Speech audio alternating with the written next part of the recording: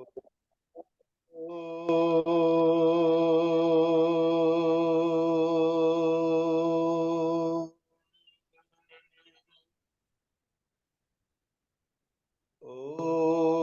विश्वानि देव सवितर्दुरितानि परासुव यद्भद्रं तन्न आसुव।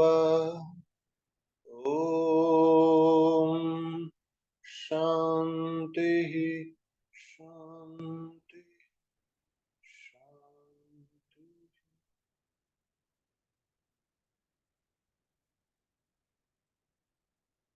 सभी को सदर नमस्ते।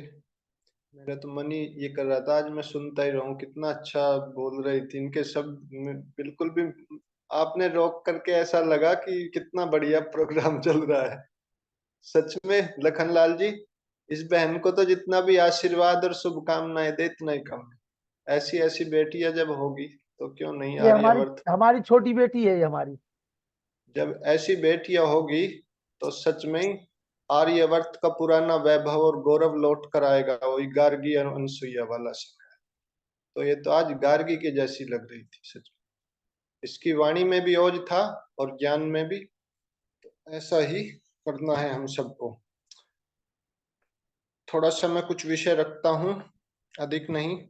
आज स्वामी श्रद्धानंद जी का, उनकी जो है बलिदान, जो उनका देह, वैसे तो उनकी हत्या हुई थी लेकिन वो भी एक बलिदान ही था देश के समाज के लिए। क्योंकि धोखे से कोई मार दे वो सही है, वो तो स्वयं ही मरने के लिए तैयार थे अंग्रेजों की बंदूकों के सामने। इस बहन ने अभी बताया कि कितना अच्छी तरह से प्रस्तुत किया। तो उनको भी हम सब प्रणाम करते हैं, नमन करते हैं। उनकी जो दी गई प्रेरणा है गुरुकुल के रूप में, वो तो युगों युगों तक सबका मार्गदर्शन करती रहेगी। कितने सारे क्रांतिकारी उनके गुरुकुलों से निकले, कितनी योजनाएं उनके पास में बनी। अभी मैं थोड़ा सा कुछ विषय ब्रह्म और भौतिक, योगवाद और भोगवाद को रखता हूँ। विश्व की समस्याओं का समाधान क्या होगा, कैसे करेंगे आर्यवर्त को पुनः। ठीक है। बहुत बड़ा समुदाय कुछ गलत करने लग जाए तो लोग उसे ही ठीक मानने लग जाते हैं। आज की स्थिति यह है कि जिसके बहुत अधिक फॉलोवर हो जाते हैं, या कहे कि जिसको मानने वाले अधिक हो जाते हैं, तो अधिक अधिसंख्य लोग उसके साथ जुड़ने लगते हैं और उसी को फॉलो करते हैं। क्यों? क्योंकि वे सोचते हैं कि जो इतनी भीड़ जिसको मान रही है, जिसके पीछे है, तो वो ठीक ही होगा, उसमें क्या गड़बड़ है। अपनी बुद्धि का प्रयोग ना करके भीड़ के पिछलग्गू हो जाते हैं, भीड़ के पीछे चलते हैं। योग और वैदिक सनातन धर्म, ये सब कुछ वैज्ञानिक दृष्टिकोण से देखा जाए तो बिल्कुल स्पष्ट है, इसमें कोई दोष नहीं, निर्दोषता है।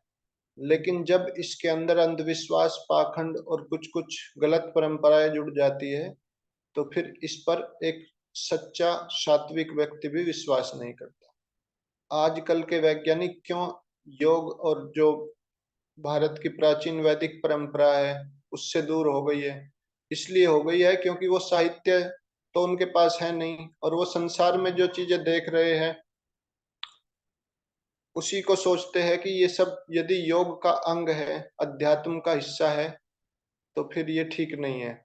उसमें कहीं भी सत्यता स्पष्ट रूप से नजर नहीं आती। आजकल नाड़ी बंद करना, 8 दिन भूमि में दबे रहना, मूर्छित हो जाना, कुछ भी पता न करना, आंख दबाने से प्रकाश दिख जाना, कान दबाने से शब्द ब्रह्म सुनना, इसी को योग व योग की सिद्धि मान लिया गया। लेकिन यह सब योग नहीं है। इस गलत योग को देखकर सुनकर आधुनिक वैज्ञानिक भी योग को सत्य विज्ञान स्वीकार नहीं कर रहे। इस आर्यावर्त देश में लाखों ऋषि हुए और वे सब वेद को ही प्रमुख ग्रंथ मानते थे। वेद के अंदर ऐसे उपदेश, ऐसा ज्ञान विज्ञान है जिसके माध्यम से मानव जीवन सफल हो जाता है। भौतिक विज्ञान का भी अपना महत्व है, परंतु भौतिक विज्ञान को लेकर चलने से और वैदिक विज्ञान को छोड़ देने से मानव जीवन सफल कभी नहीं हो सकता। वेद ऐसा ग्रंथ है जिससे व्यक्ति अपने चरम लक्ष्य अर्थात मुक्ति को प्राप्त कर लेता है। आज मानव ने भौतिक उन्नति खूब की, पर परिणाम सामने है। जैसे जैसे जरूरतें धन साधन बढ़ते गए, दुख भी बढ़ता गया। इसके अंदर जो दोष है उनको मानव ने नहीं पहचाना। केवल भौतिक उन्नति मानव जाति को आक्रांत कर चुकी है, दबा चुकी है। समाधि से यह जाना जा सकता है कि यह भौतिक विद्या से जो सुख है उससे अनेक गुना अधिक सुख ईश्वर प्राप्ति में है। संप्रदायों के पास ईश्वर का सच्चा रूप नहीं होने के कारण उन्होंने लोगों को ईश्वर अविश्वासी और योगवाद से विमुख कर दिया। कहते हैं कि इच्छानुसार भिन्न भिन्न प्रकार से पूजा करने से भी सफलता मिलती है। यह गलत मान्यता है कि कोई व्यक्ति सीधा और कोई घूमकर ईश्वर के पास पहुंच जाता है। ईश्वर को मानते हुए भी उसके रहने का ठिकाना अलग अलग स्थानों पर, कोई सातवें आसमान पर तो कोई चौथे आसमान पर, कोई क्षीर सागर में तो कोई बैकुंठ, कोई परम धाम में मानते हैं।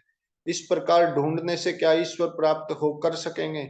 यदि ईश्वर का सही ठिकाना अर्थात सर्वव्यापकता का ही बोध नहीं है तो फिर सीधे चले या घूमकर सभी उसे किसी प्रकार नहीं पा सकेंगे। ईशावास्यम इदम सर्वम, ईश्वर सब जगह विद्यमान है, यह जानकर चलने से मन को सैकड़ों जगह भेजते हैं, तब भी वहीं ईश्वर सब जगह है। यह जानकर ईश्वर में स्थिर हो जाएगा। यह है व्याप्य व्यापक संबंध का योगाभ्यास में उपयोग। आज नित्य आनंद से दूर और क्षणिक सुख के लिए बेचारे सब जुटे हुए हैं। केवल लौकिक भोगों को भोगना ही चरम लक्ष्य बन गया है। सृष्टि के आदि से किसी भी वैदिक ऋषि ने इस लौकिक सुख को चरम लक्ष्य नहीं माना, परंतु ईश्वरीय आनंद को प्राप्त करना ही मुख्य लक्ष्य बताया। केवल भोगवाद अथवा भौतिकवाद आज अध्यात्मवाद पर हावी हो गया है। इससे टकराना, इसको हटाना अत्यंत कठिन हो गया है। उनकी मान्यता है कि न कोई आत्मा नाम की कोई, न कोई परमात्मा नाम की वस्तु है। यह केवल पृथ्वी, जल, वायु, अग्नि आदि को विकास प्राप्त प्राणी नाम का एक चेतन बन गया है। क्या लाखों करोड़ों जड़ वस्तु मिलकर भी चेतन वस्तु बन सकती है? और क्या जो आत्माएं हैं वे मिलकर भी प्रकृति का एक अणु बन सकती है? योग के माध्यम से ऋषियों ने इसे समझा था और अपने ग्रंथों में लेखबद्ध किया था। आज मानव जाति अत्यंत निम्न अवस्था में पहुंच गई है। मनुष्य की परिभाषा इतनी अशुद्ध हो गई है कि बिगड़े हुए को ही अच्छा माना जाता है। योग से भोगवाद की टक्कर है। एक उभर कर आएगा तो दूसरा धराशायी हो जाएगा। योगवादी मानता है कि भोग तो 5 इंद्रियों के विषय है। इन दुखदायी विषयों से मुक्ति के लिए ईश्वर जीव प्रकृति का संबंध जानकर योग द्वारा मुक्ति प्राप्त करनी चाहिए। भोगवादी का सिद्धांत है कि आत्मा, परमात्मा, पाप, पुण्य, धर्म आदि सब कल्पना मात्र है। जो ठीक लगे वह करे, न लगे वह न करे। जिन्हें बोलने का भी भान नहीं, बिना सिर पैर की बातें बोलते हैं, उन भोगवादियों का प्रभाव ईश्वरवादियों पर भी पड़ा है कि धन को ही सबसे बड़ी चीज मानने लगे हैं। जो लोग अज्ञान से और स्वार्थ से ओतप्रोत है, अपने आत्मा के विरुद्ध कर्म करने वाले हैं, उनकी अवस्था इस जन्म में भी और अगले जन्मों में भी दुखमय ही होती है। असूर्या नाम ते लोका अंधेन तामसावता, वे लोग इस जन्म में और अगले जन्मों में भी असुर और पिशाच यानी कि पापी कहलाते हैं, जो अपने प्राणों के ही पोषण में लगे हुए हैं। जीवात्मा मनुष्य शरीर पाकर के सोचता है कि मैं अपना ही भला करूं, परंतु इसका उल्टा होता है। जितना जितना अपना भला व जितनी जितनी दूसरे की उपेक्षा करता है, उतना उतना अधिक दुख होता है। यह दूसरों को हानि पहुंचाकर भी अपना भला चाहता है। आज प्रधानमंत्री स्तर का व्यक्ति भी रिश्वत ले सकता है, इसकी भी पूरी संभावना है। इसका कारण यह स्वार्थी भोगवादी प्रवृत्ति संस्कृति है। यह ईश्वर आज्ञा का अनुसरण न करके धर्म के विरुद्ध चलना है। ईश्वर के आदेश का पालन न करने वाला कभी सुखी नहीं हो सकता। आज बहुसंख्यक या तो झूठे भोगवाद के सिद्धांत को मानने लगे हैं या संशय में पड़े हैं। ऊपर से नीचे तक न्याय नाम की कोई चीज नहीं है। यह विचार ठीक नहीं है कि ये कार, विमान, नौकर चाकर वाले सुखी है और जिसके पास ये साधन नहीं है वे महादुख, घोर नरक भोग रहे हैं। ऐसा नहीं है। सुख कपड़े, मकान, जूतों में नहीं है। सुख को मन से देखे। जो लोग आत्मा के ज्ञान से विरुद्ध आचरण करते हैं वे आत्मा का हनन करने वाले महादुख, घोर नरक भोगते हैं। तो ये दुरात्मा भोगवादी, मनस्यन्यत वचनस्यन्यत कर्मण्यस्यन्यत, मन से, वचन से और कर्म से अलग अलग जो अध्यात्मवादी, मनस्य एकम, वचनस्य एकम और कर्मण्य एकम, कर्म से और वचन से और मन से, तीनों से एक। तो ऐसी ही स्थिति आज तो ईश्वरवादी भी भोग से पूरी तरह प्रभावित है। दुनिया रोचकता चाहती है, सत्य का आचरण नहीं चाहती, अतः आडंबर अंधकार में फंसती है। आज के अधिकांश ईश्वरवादी पूजा स्थलों में भौतिक साधनों की चकाचौंध द्वारा लखलूट धन लगा करके भौतिक भव्यता का प्रदर्शन कर जनमानस को आकर्षित व प्रभावित करने की तीव्र स्पर्धा में लगे हुए हैं। उन्होंने अपना सारा क्रियाकलाप, बर्ताव लगभग भोगवादियों की तरह ही स्वीकार कर लिया है। ईंट पर ईंट, पत्थर पर पत्थर सजा करके प्रभु के गृह निर्माण की प्रतिस्पर्धा में जुटे हुए हैं।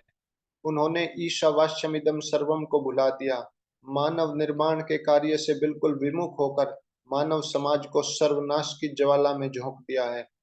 माता पिता भौतिक विद्या पढ़ाने लिखाने के लिए एडी से चोटी तक का जोड़ लगाते हैं, पर बालकों को आत्मा, परमात्मा, प्रकृति के बारे में, धर्म, परोपकार, सत्य भाषण आदि के बारे में कुछ भी नहीं बताते। सभी बच्चे डॉक्टर, इंजीनियर बनना चाहते हैं क्योंकि धन प्राप्त होगा। यह सब भी करे, पर साथ साथ मानव निर्माण को भी अपनाए तो क्या हानि है।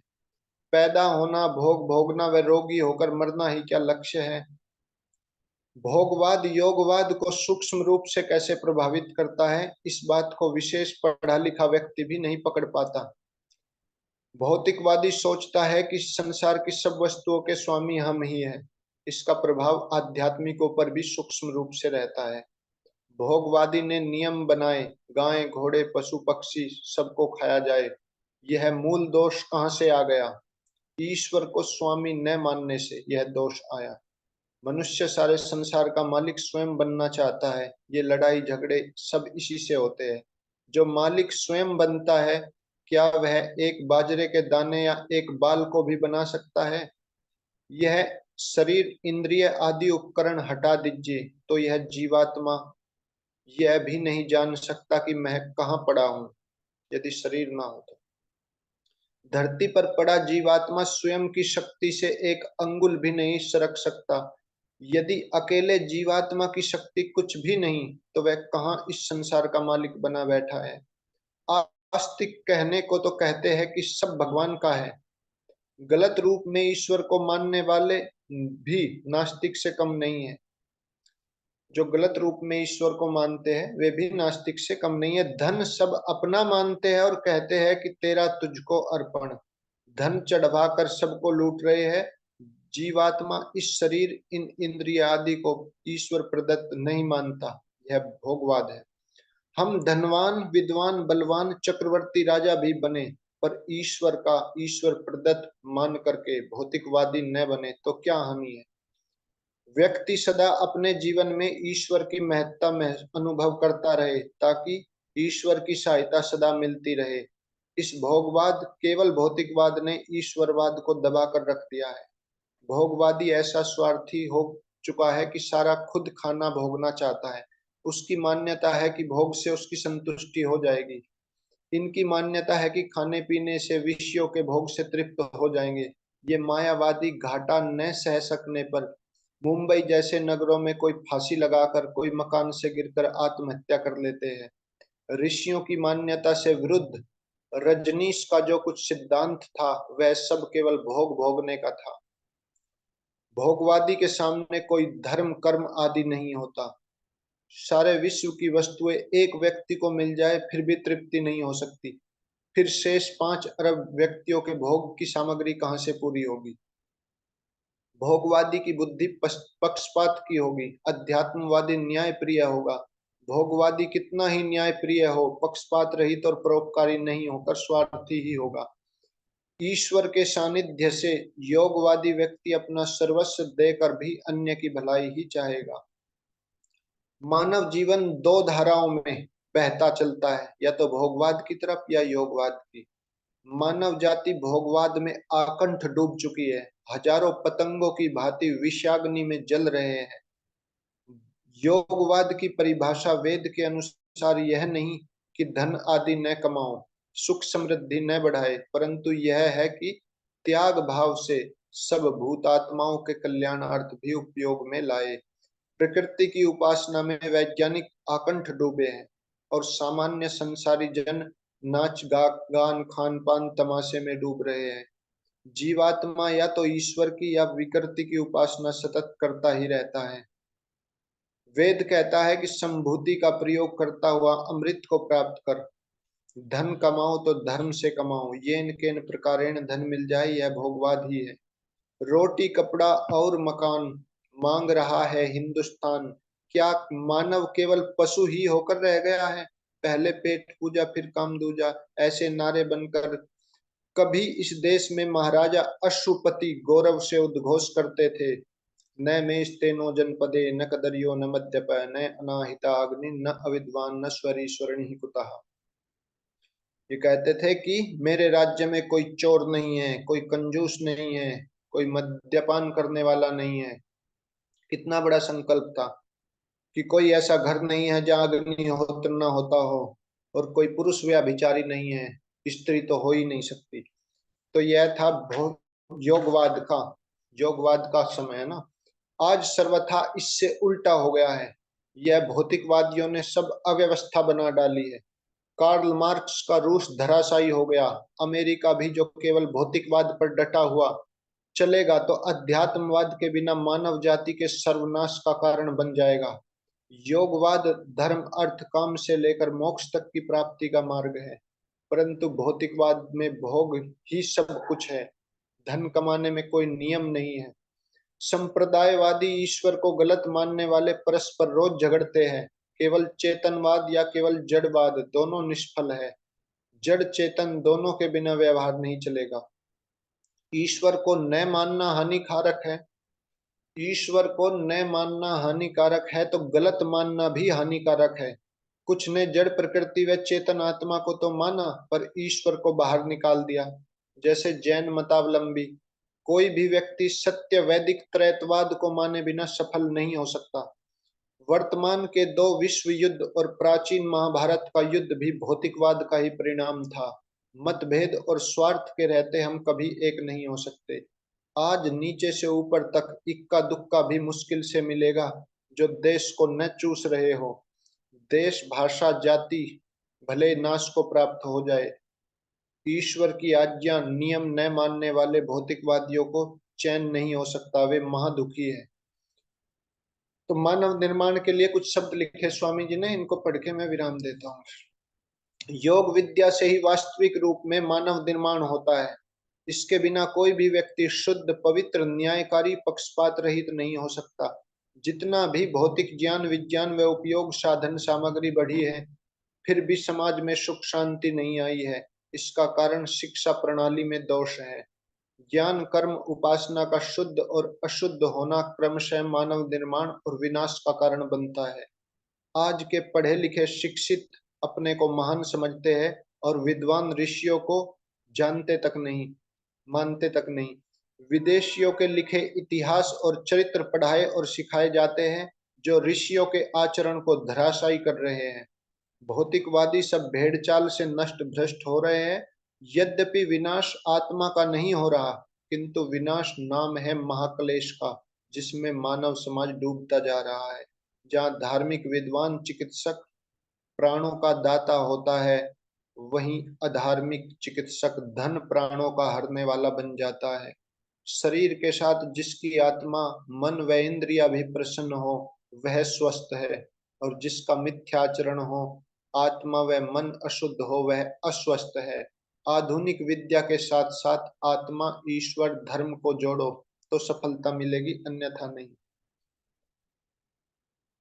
मानव जीवन के मुख्य प्रयोजन की सिद्धि योग से है, योगवाद से है, न कि भोगवाद से।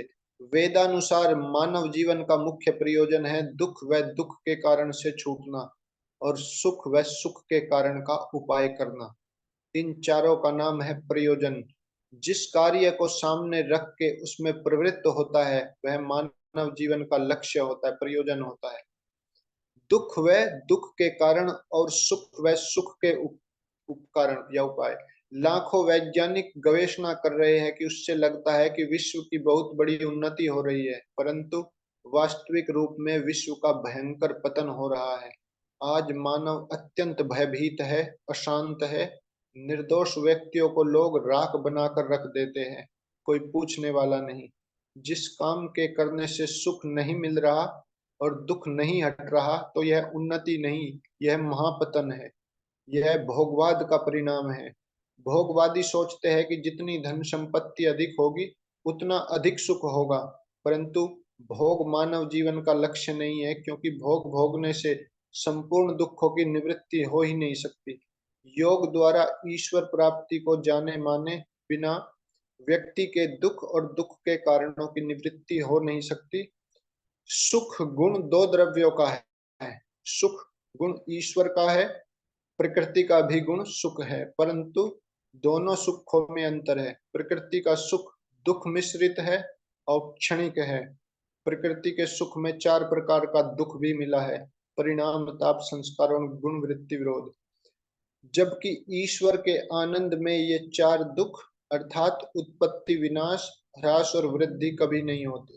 अर्थात ईश्वर का जो दुख है, सुख है, वो स्थायी है, नित्य, शाश्वत है। इसके साथ साथ आप और हम कुछ कार्य ऐसे भी करते रहते हैं कि ईश्वर को ही कई बार दुख का कारण मान लेते हैं, ईश्वर से प्रार्थना करते हैं, ईश्वर से अपनी बात मनवाना चाहते हैं। ये जो परंपरा डाली गई है कि ईश्वर हमारी सारी इच्छाएं पूरी कर देगा या अपनी इच्छा पूरी कराने के लिए ईश्वर का सहारा लिया जाए, ये बिल्कुल ही अवैधिक तरीका है। होना तो ये चाहिए कि हम ईश्वर की बात माने, ना कि ईश्वर हमारी बात माने। जो ज्ञान में बड़ा होता है, बल में बड़ा होता है, आचरण में बड़ा होता है, श्रेष्ठ होता है, उसकी बात कम आचरण वालों को, कम ज्ञान वालों को माननी पड़ती है। अयोग्य व्यक्ति या कहे कि अयोग्य जीवात्मा योग्य परमात्मा के अनुसार चले तो सही लगता है। परमात्मा हमारे अनुसार चले, जो हम चाहे वो परमात्मा करे, ये तो बिल्कुल उल्टा है। तो जो भगवान से या कहे कि ईश्वर से किसी भी प्रकार का कुछ भी भौतिक वस्तुएं मांगते हैं या अपनी इच्छाएं पूरी कराने के पक्ष में है, उसके लिए अलग व्यवस्था दी है ईश्वर ने। भौतिक पदार्थों की आवश्यकताएं हैं, उनकी पूर्ति के लिए ईश्वर ने मन, बुद्धि, इंद्रिय, कर्मेंद्रिय सब कुछ दिया है।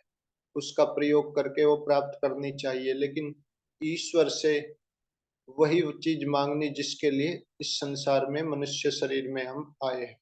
उसी के लिए प्रयत्न करना, उसी के लिए जीना, उसी के लिए सारे कर्म करने।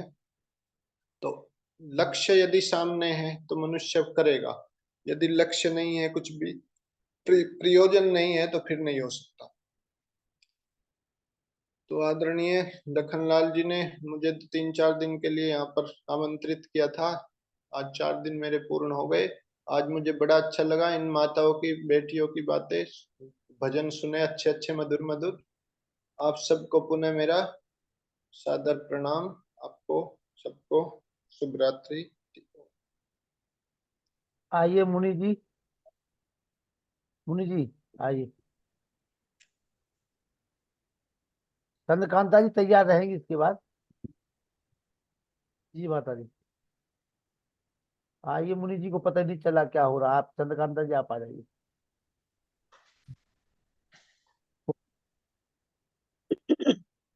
प्रिय विद्यार्थीनाथ जी, श्रद्धेय मुनि जी, आचार्य लोकेश जी, तथा मेरे वीर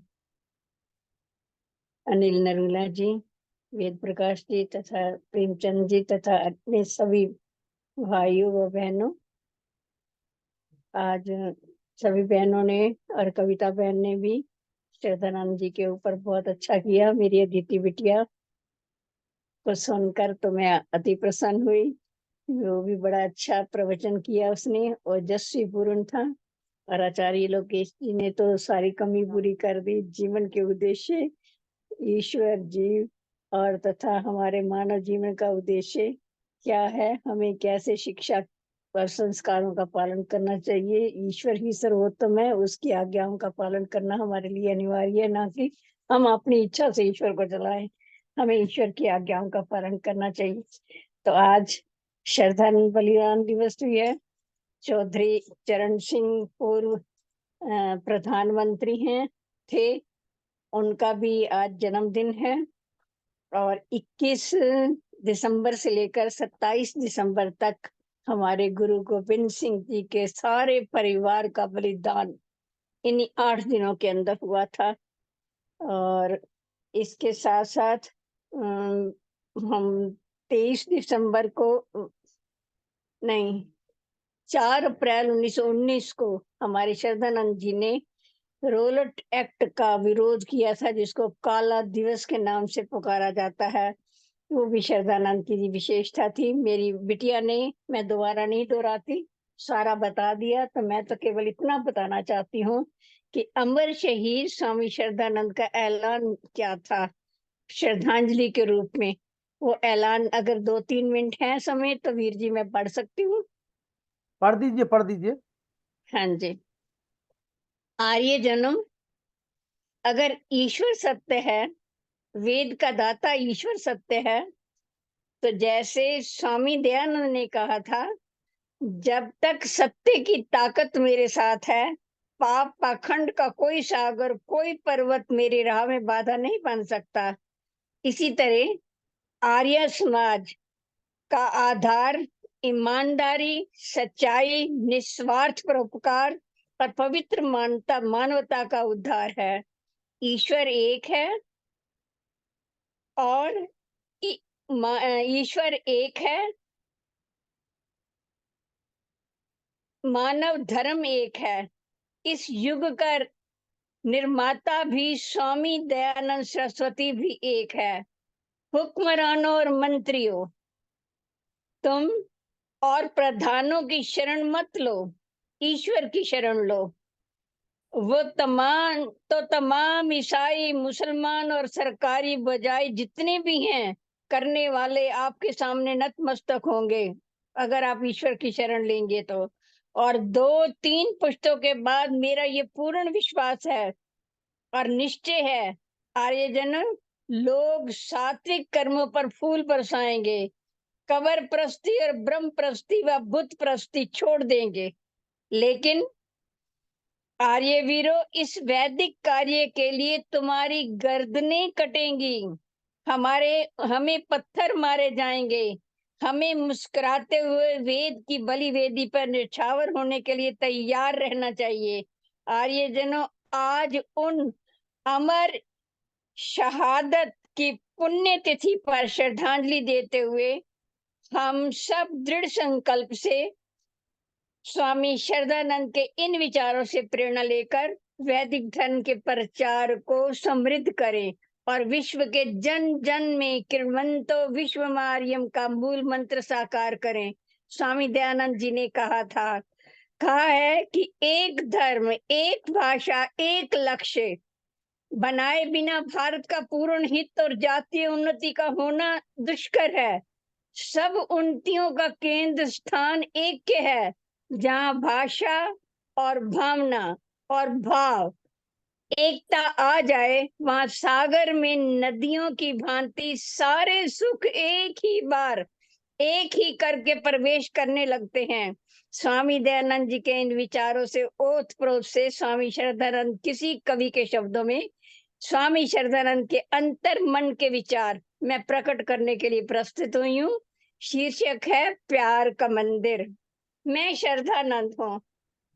मैं श्रद्धानंद गुंजाइशता मत बनाओ, आदर और सम्मान का रिश्ता बनाओ। मैंने भारत के भविष्य को जान दी है, मैंने भारत के भविष्य को जान दी थी। तिलक माथे पर मेरे खून से लगाओ। आज भी भारत में अनपढ़ हैं करोड़ों, दीप वैदिक ज्ञान के घर घर जलाओ। पाप का हर जहन से हो दूर अंधेरा, वेद ज्योति से दिशाएं जगमगाओ। देव दयानंद के समर्पित शिष्य होकर नाम नेकी का कोई करके दिखाओ। वासना के विष में लिपटी स्वार्थ सिद्धि, धर्म मर्यादा को पर्दा मत बनाओ। पूर्वजों का धर्म ऊंचे स्वर पुकारे, वेद अमृत वृक्ष की छाओं में आओ।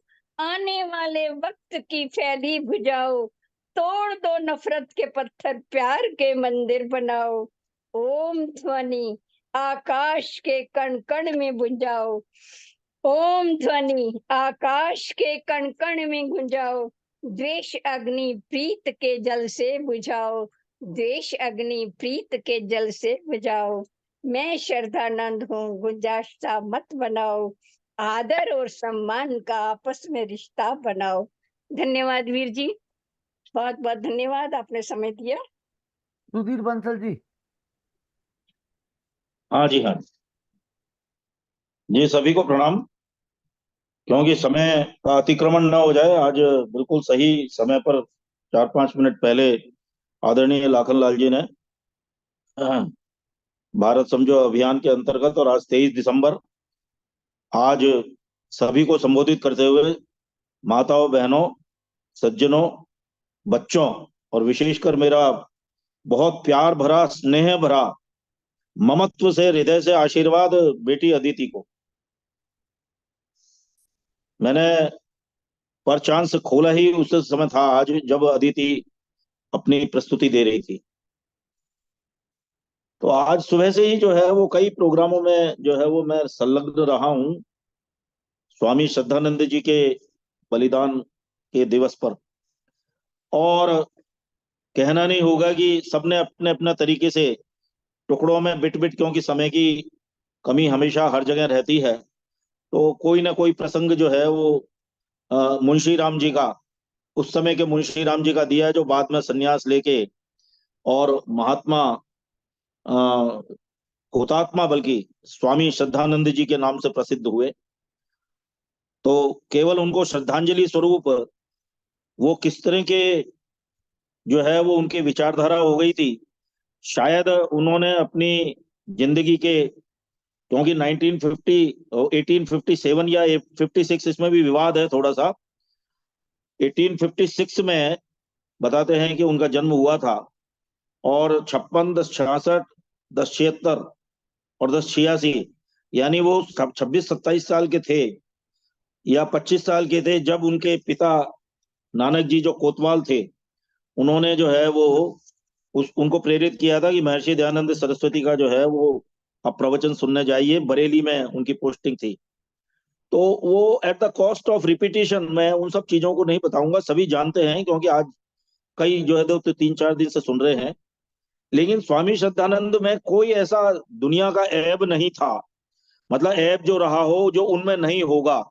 अपने जो है वो जिंदगी जीवन के कम से कम भी और कुछ नहीं तो 28-30 साल तक, और उसके बाद में जैसे जैसी उनकी मन की और शरीर की जो काया पलटी, और इस तरह के जो विचार बने कि वो अपने टाइम के यूं कहना चाहिए कि 1895 और 97 तक जो है बहुत अच्छे प्रसिद्ध वकील थे और वकालत करते थे। तो उन्होंने वकालत को भी जो छोड़ दिया, उसका एक प्रसंग जो है वो आज उनको श्रद्धांजलि देते हुए मैं बता रहा हूं, जो हो सकता है कि कई हमारे सज्जनों और मातृशक्ति को नहीं पता होगा। यहाँ पर मुंशी राम जी जब वकालत करते थे, तो सुनिए कि उनके पास एक झूठा जो है वो मुकदमा आया, और वो कहीं बड़ी कचहरी में, क्योंकि अदालतें कई तरह की होती हैं, जैसे मुंसिफ अदालतें होती थी, अच्छा डिस्ट्रिक्ट है, एडिशनल डिस्ट्रिक्ट है, इस तरह की अदालतें उस समय भी होती थी। अब नाम अदालतों के कुछ नाम और कैटेगरीज चेंज हो गई हैं, वो बात अलग है। तो वो एक बड़ी कचहरी में किसी मुकदमे को जो है वो अपने यूं कहना चाहिए कि वाद विवाद में जो है वो अपनी प्रस्तुति देने गए थे, और जब उस मुंसफी में, यानी मुंसफी का मतलब अदालत में, अदालत के यूं कहना चाहिए जो है कक्ष में जब वो लौटे, तो उस समय उनका इंतजार हो रहा था। वो छोटी अदालत थी, आए थे बड़ी अदालत से, छोटी अदालत थी। जैसे आज के समय में उदाहरण के तौर पर मैं बता रहा हूँ कि जैसे कोई हाई कोर्ट का जो है वो यदि मान लीजिए वकील है, तो ऐसा नहीं है कि वो छोटी अदालत में नहीं जा सकता, वो परमिशन लेके, बल्कि उसको परमिशन की भी जरूरत नहीं है, केवल वकालतनामा देना होगा और उसको छोटी अदालत में भी जाके बहस कर सकता है वो। बेशक उसको जो है वो बार एसोसिएशन का, हाई कोर्ट का उसके पास में लाइसेंस है। तो ऐसे ही बड़ी कचहरी से वो छोटी कचहरी में आए और उसके उनका इंतजार हो रहा था। आवाज पड़ चुकी थी। उस समय जो है वो एक मुंसिफ थे, वो अछरू राम के नाम से जो है वो फेमस हुए। और अछरू राम साहब जो है वो मुंशी राम जी, वो जो तथाकथित हमारे जो श्रद्धानंद जी थे, उस समय के मुंशी राम पर बड़े दयावान थे, कृपालु थे। तो जवाब दावा मुंशी राम जी के हाथ में देकर, यानी जवाब जो जो उन्होंने प्लेंटिफ के अगेंस्ट में जो अपना तर्क प्रस्तुत करना था, उसमें जो है वो उनके मुंशी राम जी के हाथ में देके उस मुंसिफ ने ये जो कहा कि आज का जो आपका विषय है वो बड़ा विवादास्पद है, तो आप विषय को जो है वो फाइनल करिए, इसकी अपडेट अब जो है वो आगे नहीं बढ़ेगी, और आज जो है वो तर्क ये फाइनल होगा और उसके बाद में डिसीजन होगा। तो उसके बाद में क्या हुआ कि जो डिफेंडेंट था, उसका, डिफेंडेंट का मतलब प्रतिवादी, उसका जो है वो जवाब दावा पढ़कर उन्हें कुछ संदेह हुआ और ये डाउट हुआ कि जो यूं कहना चाहिए कि मुवक्किल जो है वो और प्रतिवादी, वो दोनों आपस में जो है वो किसी तरह से आउट ऑफ द कोर्ट मिल गए थे। और उन्होंने मुद्दई की तरफ जो है वो देखा। जब मुद्दई की तरफ देखा तो मुंशी राम जी को ये डाउट हुआ कि ये पक्की बात है कि कोई ना कोई जो है वो इन्होंने गवाह जो पेश किए हैं वो गलत है। तो उन्होंने उसी टाइम, उस समय उनकी जो यूं कहना चाहिए कि अपीयरेंस के जो पैसे थे मुंशी राम जी के, वो 25 रुपए की उनकी फीस थी। वो उसी टाइम उन्होंने जो है वो मुंसिफ को कहा कि इसको वापस लौटा दीजिए आप, और मैं अब ये मुकदमा आगे नहीं लड़ूंगा। आगे भले ही बेशक जो है वो कोई सा भी कोई दूसरा जो है वो इनका मुकदमा लड़े। तो उन्होंने इंग्लिश में, मुंसिफ ने मुंशी राम जी को बहुत कुछ समझाया। उस समय तो इंग्लिश बहुत ज्यादा चलती थी या उर्दू चलती थी।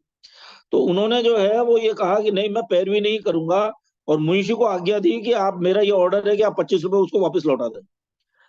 तो और कहा कि यदि आप इस तरह से अभी यदि लड़ेंगे तो आपकी ख्याति में जो है वो परेशानी होगी, और आपकी जो है वो वकालत में भी जो है आपका नाम खराब होगा, आप ऐसा न करें। तो उन्होंने कहा कि होगा जो देखी जाएगी, लेकिन मैं ये गलत जो है वो काम नहीं करूंगा, और झूठ झूठ के धरातल पर मैं काम नहीं करूंगा। तो इस सत्यनिष्ठा के कारण, कहने का मतलब संक्षिप्त में ये बताना चाह रहा हूं कंक्लूड करते हुए, कि सत्यनिष्ठा के कारण उनके इस वकालत के धंधे को बहुत बड़ा झटका लगा। और उस समय के हिसाब से, यानी कि 19वीं शताब्दी के अंत में, 1895 से लेके 1900 तक समझ लीजिए आप, उस समय उनकी इनकम जो है वो महीने भर की 500 रुपए की उनकी प्रैक्टिस थी, जो घटके जो है वो अगले 2 महीने में 150 रुपए रह गई। 350 रुपए का उनको जो है वो झटका लगा। और भद्र पुरुषों और सज्जनों और मेरी माताओं और बहनों, आज से 125 साल पहले 500 रुपए का मतलब, आज का 500 रुपए महीने का मतलब, आज का कम से कम 10 लाख रुपए का जो है वो प्रैक्टिस है। जिस इतना जो है वो डिवैल्यूएशन वगैरह जो है वो वाली बात हो गई है। तो कहने का मतलब ये है कि उन्होंने जो है वो अपनी तरफ से ये उस दिन प्रण किया कि मैं झूठ के धरातल पर कोई भी काम नहीं करूंगा, और पूरे प्रयत्न से मनसा वाचा कर्मणा को ध्यान में रखते हुए मैं धन्यवाद पैरवी सुधीर जी, करूंगा। लेकिन धन्यवाद धन्यवाद सुधीर जी। 2 मिनट के लिए और केवल उन्होंने जो है वो इस बात को ध्यान में रखते हुए बाद में उन्होंने ये, जब उनको ये भान हुआ कि भाई ये वकालत का धंधा बिना झूठ के धरातल पर नहीं चल सकता, और इस सत्यव्रत को पूर्णतः निभाना, देखिए कितना बढ़िया अच्छा शब्द जो है उन्होंने लिया था, इस सत्यव्रत को जो है वो पूर्णतः निभाना संभव नहीं, तो उन्होंने वकालत को तिलांजलि दे दी। आप ये देखिए, चलती हुई प्रैक्टिस को तिलांजलि देना, और उसके बाद में अपना तन मन धन और सब कुछ समाज सेवा में उन्होंने समर्पित कर दिया। तो इस निर्भीकता के लिए और स्पष्टवादिता के लिए स्वामी जी को उत्तराधिकार में जो है वो ये सारी जो है बाद में ये सारी चीजें प्राप्त हुई थी। और निर्भीकता के उनके अनेक प्रसंग हैं जहां पर आपको सबको ही पता है, 10 बार जो है वो इस बात का जो है प्रकरण आया होगा कि चांदनी चौक में फव्वारे फाउंटेन के सामने अंग्रेजों की संगीनों के सामने उन्होंने अपनी छाती खोल दी कि लगाओ मेरे को गोली यदि तुम चाहते हो, और उसके बाद में वो डर गए और पीछे हट गए। तो ये जो है छोटी सी घटना को देते हुए मैं आज स्वामी श्रद्धानंद को उनके 97 जो है वो एनिवर्सरी पुण्यतिथि पर भावभीनी श्रद्धांजलि मेरी अपने व्यक्तिगत रूप से और पूरे ग्रुप के आप आ हिसाब जाइए से दुबे जी। मैं जो है वो प्रदान करता हूँ। बहुत बहुत धन्यवाद। ओम आइए मुनि जी। ओम त्वं हीनः पिता वसो त्वं माता सत्यतो बभूवथे अथाते तुमहि। परम पिता परमात्मा, हम आपकी सबकी माता भी वही है, पिता भी वही है, और उसी के स्मरण की मात्र से हम लोग आज इतने वर्षों से यहाँ बैठ करके इस उनकी वाणी वेद का रसास्वादन कर रहे हैं। हमारे बीच में अभी हम इनको सुन रहे थे, हमारे आज के मुख्य वक्ता थे, 4 दिन लगातार हो चुके हैं हमारे सम्मानीय आचार्य जी के लिए। और आज चूंकि स्वामी श्रद्धानंद जी का बलिदान दिवस है और इस दिवस के अवसर पर हम सभी लोगों के विचार सुन रहे हैं, माता चंद्रकांता जी भी, सुधीर जी आपके बीच में, हम लोगों के बीच में बोल चुके हैं, और जितना भी हमारे बीच में स्वामी श्रद्धानंद जी का उनके बलिदान का ही नहीं, जन्म से लेकर के विस्तार के साथ में अगर हम उनके कृतित्व पर, उनकी जीवन शैली पर विचार करें तो वास्तव में लगता है कि पूरा अपना एक एक क्षण का, शरीर का एक एक खून का कतरा, समय का एक एक क्षण आपने आर्य समाज महर्षि दयानंद के सिद्धांतों पर और समाज की, चाहे वो राजनीतिक स्थिति हो, चाहे वो सामाजिक हो, और चाहे धार्मिक आध्यात्मिक हो, सभी में अपना पूरा तन मन धन से मैं इसलिए कह रहा हूँ कि शरीर का तो बलिदान दिवस के रूप में हम मना ही रहे हैं, लेकिन उनका जो स्वयं का जो भी मतलब संपत्ति थी, स्वयं की कमाई हुई, पिता की नहीं, पुश्तैनी नहीं, स्वयं की जो कमाई हुई थी वो सारी की सारी आर्य समाज के लिए समर्पित कर दी थी। ऐसे स्वामी श्रद्धानंद जी का आज हम 19 मतलब इसमें 24 में जो मतलब बना रहे हैं, 23 तारीख में, तो हम लोगों को पता है कि हमारे सन्यासियों के ऊपर महर्षि दयानंद जी के बाद में अगर कोई निर्भीक सन्यासी हुआ है तो वो सिर्फ और सिर्फ श्रद्धानंद हुए हैं। और मैं केवल 4 लाइनें उनके किसी दूसरे कवि की हैं, मैं दूसरे कवियों की रखता हूँ, मेरी बात तो कविता है ही नहीं ना वाणी है, तो मैं 4 लाइनें उनकी आपके बीच में रखूंगा केवल। श्रद्धा और आनंद की एक खान श्रद्धानंद थे, धर्म में जो हो गए बलिदान श्रद्धानंद थे, बिंदुओं से रक्त की सींची वैदिक वाटिका महर्षि जी राम थे तो हनुमान श्रद्धानंद थे, मन के बिखरे थे जो माला के पुरोया फरोने, शुद्धि है जीवन तो जान श्रद्धानंद। और वास्तव में श्रद्धानंद ने सबसे बड़ा जो कार्य किया था, हजारों लाखों मैं कहता हूँ लाख हजारों परिवार जो विधर्मियों के भय थे या लोभ लालच थे, मुसलमानों की भय थे और मुसलमान बन गए थे, केवल उनका एक लक्ष्य बन गया था कि हम इन भाइयों को, अपने बिछड़े हुए भाइयों को कैसे वापस लाएं, और उस वापस लाने के चक्कर में ही उनको वापस लाए और इन लोगों ने धमकियां देना शुरू की। लेकिन मुंशी राम जी मतलब श्रद्धानंद जी पीछे नहीं थे, और फिर जैसा कि अभी हमारी बिटिया अदिति ने बहुत अच्छे उससे, और माता चंद्रकांता जी ने भी उस समय केवल थोड़ी सी चूक की वजह से जिस सिरफिरे ने इनके ऊपर गोलियां चलाई थी उसको पकड़ भी लिया गया था वैसे, लेकिन एक सोची समझी चाल के तहत उसको अपना भाई कह करके उसके पक्ष में या इनके विरोध में जिन लोगों ने वक्तव्य दिए थे उनका तो हाल सबको पता ही है। लेकिन वास्तव में अमर हुतात्मा जिनको हम कहते हैं, मरने के बाद जिंदगी ऐसी बना दिल साथ तू ना हो दुनिया में तो दुनिया को आए आप तू। मैं केवल इतना ही कहूंगा, और ऐसे सन्यासी, निर्भीक सन्यासी के लिए मेरा कोट कोट सत सत नमन है। ओम। आइए शांति पाठ करें। ओम द्यौः शान्ति नित्यं शान्ति पृथिवी शान्तिराप शान्तिरौषधय शान्ति वनस्पतय शान्तिर्विश्वे देव शान्ति ब्रह्म शान्ति सर्वं शान्ति शान्तिरेव शान्ति सामा शान्तिरेधि ओम शांति शांति शांति ओम। जो बोले सो बे सत्य सनातन वैदिक धर्म की जय। गुरु प्रजानंद की जय। योगेश्वर महर्षि दयानंद की जय। मर्यादा पुरुषोत्तम श्री रामचंद्र की जय। योगेश्वर श्री कृष्णचंद्र की जय। मंदिर लेख राम की जय। स्वामी सदानंद की जय। स्वामी आत्मानंद की जय। महात्मा हंसराज की जय। भारत माता की जय। गौ माता की रक्षा हो पालन हो आर्य समाज अमर रहे। वेद की ज्योति जलती रहे। ओम का झंडा ऊंचा रहे। आर्यों के महाकुंभ और भारत को समझो अभियान की जय। सर्वंतो विश्वमार्यम प्रणध्वनि ओम। वैदिक अभिवादन सबको नमस्ते जी।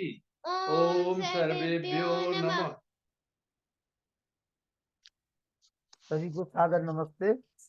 और कल अमर हुतात्मा स्वामी सदानंद जी का बलिदान दिवस, आप सब लोगों की शुभकामनाएं रहें कि मुनि जी के सानिध्य में हम सभी लोग कल एक ऐतिहासिक कार्यक्रम हम लोगों का रहे, ऐसी ईश्वर से प्रार्थना। पिछले कई दिनों से अनवरत रूप से इस कार्यक्रम के लिए हम लोग दिन रात लगे हुए हैं।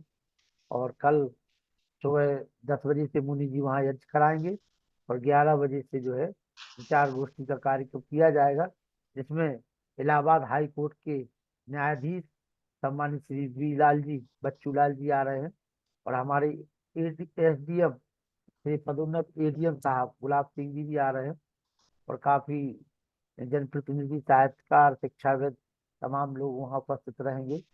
कल हम सभी को बच्चे, सबसे अच्छी बात यह है कि बच्चों ने काफी तैयारियां इस बार की हुई हैं। कोई गीत बोल रहा है, कोई भजन बोलेगा, कोई कुछ ना कुछ बच्चे सुनाएंगे। तो ये कल के दिन के लिए अच्छा दिन हम लोगों का रहे, ऐसी कामना हम सब लोग ईश्वर से करें। आपका आशीर्वाद हम सभी को मिले। शुभ रात्रि। बिल्कुल मिलेगा आशीर्वाद, आप जैसे कर्मयोगी के लिए।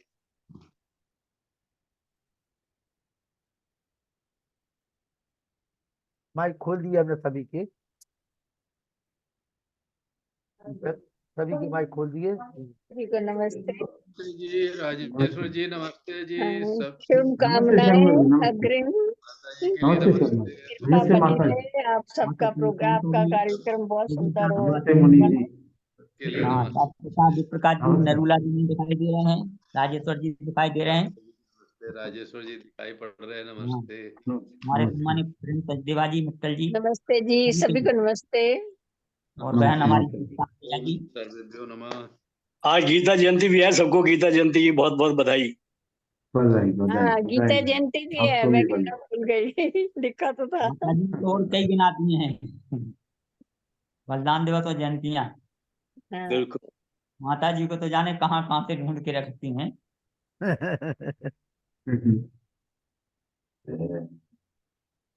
सभी के लिए साथ नमस्ते।